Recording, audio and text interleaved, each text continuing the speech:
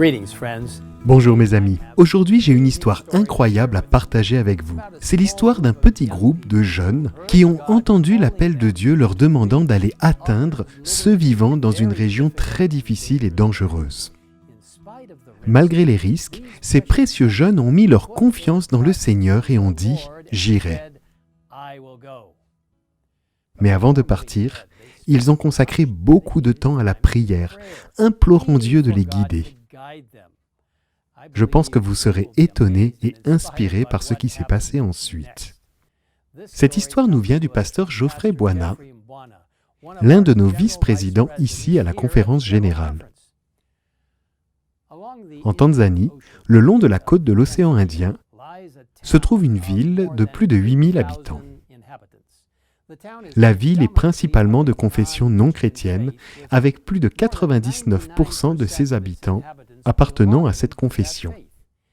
Elle est connue pour être une ville très superstitieuse, ce qui fait que beaucoup craignent cette ville et ses habitants.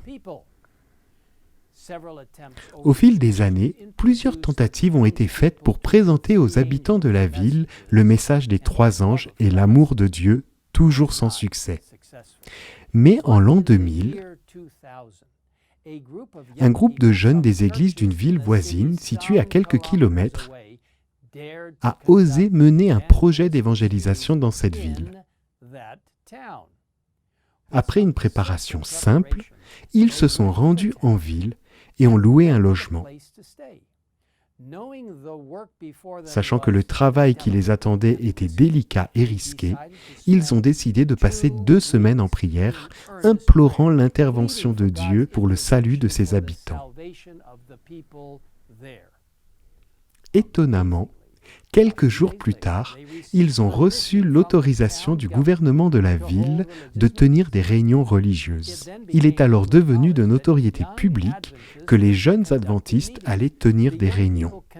Les jeunes ont continué à prier régulièrement, choisissant d'avoir leurs moments de prière spéciaux tôt le matin au bord de la mer, avant que les habitants de la ville ne se réveillent.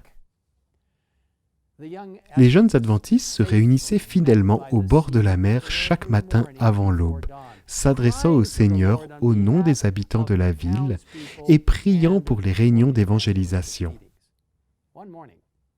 Un matin, à leur insu, des jeunes hommes ont été envoyés par les anciens de la ville pour aller tuer ces jeunes adventistes avant qu'ils ne commencent leur réunion dans la ville. Ils avaient entendu dire que ces jeunes adventistes commençaient leur journée par des prières au bord de la mer à 5 heures du matin et ont décidé que ce serait le meilleur endroit et le meilleur moment pour les tuer. Un matin, alors qu'ils se rendaient à la plage, ils ont trouvé les jeunes adventistes agenouillés en prière au bord de la mer. Alors qu'ils s'approchaient, prêts à les tuer, les assaillants ont vu une muraille de feu entourant les jeunes adventistes. Ils étaient choqués et n'osaient pas attaquer. Alors ils se sont enfuis. Les jeunes adventistes poursuivirent leur programme et commencèrent les réunions. Mais les anciens de la ville étaient déterminés à les arrêter. Ils ont envoyé leurs jeunes voler l'équipement et le nécessaire pour tenir les réunions en plein air. Mais une nuit, alors qu'ils s'approchaient de l'endroit où se trouvait l'équipement, ils ont vu un homme très grand, portant une robe blanche, tenant une épée brillante qui marchait autour de l'équipement. Une fois de plus, ils n'ont pas réussi à exécuter leur plan diabolique. Finalement, les anciens de la ville ont dit à leur jeune homme « Vous êtes des lâches et vous ne savez pas comment faire ces choses. Nous allons prendre les choses en main et détruire ces jeunes adventistes. » Peu de temps après, alors que les réunions se déroulaient en plein air, 2 anciens vêtus de l'habit traditionnel ont traversé la foule et se sont dirigés vers l'avant où les jeunes adventistes prêchaient. Mais avant qu'ils n'atteignent le front, les anciens de la ville se sont mis à courir et à sauter en criant « Nous brûlons, nous brûlons !» Ils se sont précipités vers le prédicateur mais sont ensuite sortis derrière lui. fait intéressant, alors que personne n'a vu de flamme, les intrus ont agi comme s'ils étaient en feu. Plus tard, ces mêmes dirigeants ont expliqué qu'ils voulaient attaquer le prédicateur, mais qu'ils avaient vu une muraille de feu l'entourer.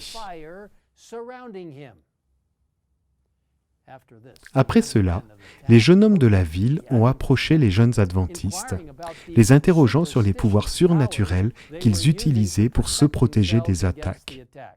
Les jeunes adventistes leur ont répondu qu'ils ne croyaient pas aux superstitions et qu'ils n'avaient rien à voir avec elles. Ils ont ensuite demandé aux jeunes hommes pourquoi ils pensaient qu'ils utilisaient une sorte de magie pour se protéger, et les jeunes hommes de la ville ont expliqué tout ce qu'ils avaient vu lorsqu'ils avaient essayé de les tuer. Les adventistes ont expliqué avec joie qu'ils servaient le Dieu vivant du ciel et bénéficiaient de la protection des anges divins envoyés par Dieu. L'histoire s'est répandue dans cette ville et dans les villes environnantes. Et de nombreuses personnes ont fini par être baptisées. Lorsque la nouvelle de ces miracles s'est répandue dans les régions voisines, un journaliste est venu et a rapporté l'histoire dans un journal national. Bien que le travail de cette région continue à être difficile, il y a maintenant 3 églises organisées dans cette ville, avec un total de près de 200 membres. Plusieurs de ces jeunes hommes sont devenus d'éminents missionnaires laïcs et 2 d'entre eux sont devenus pasteurs. Vous savez, mes amis, on nous dit que le Seigneur est vraiment comme une muraille de feu. Dans le livre Conseil à l'Église, nous lisons « Dieu sourit aux humbles et aux modestes qui suivent les traces du Maître. Les anges sont attirés vers eux et aiment s'attarder sur leur sentier. Ils peuvent passer inaperçus par ceux qui prétendent avoir réalisé des choses exaltantes et aiment rendre publiques leurs bonnes œuvres.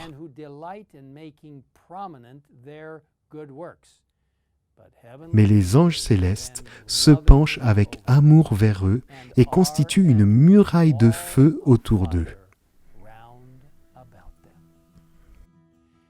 Et dans Historical Sketches, Ellen White présente cette belle idée.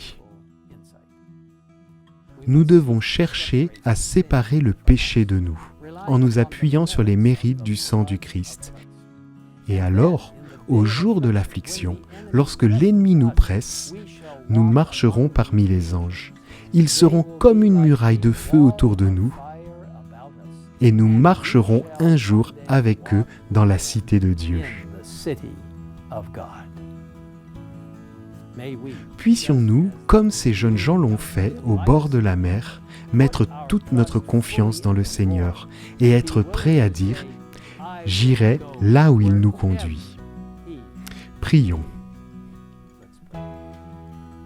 Père Céleste, merci d'avoir envoyé des anges pour entourer ces jeunes gens, d'avoir ouvert la voie à la proclamation de ton message dans cette ville.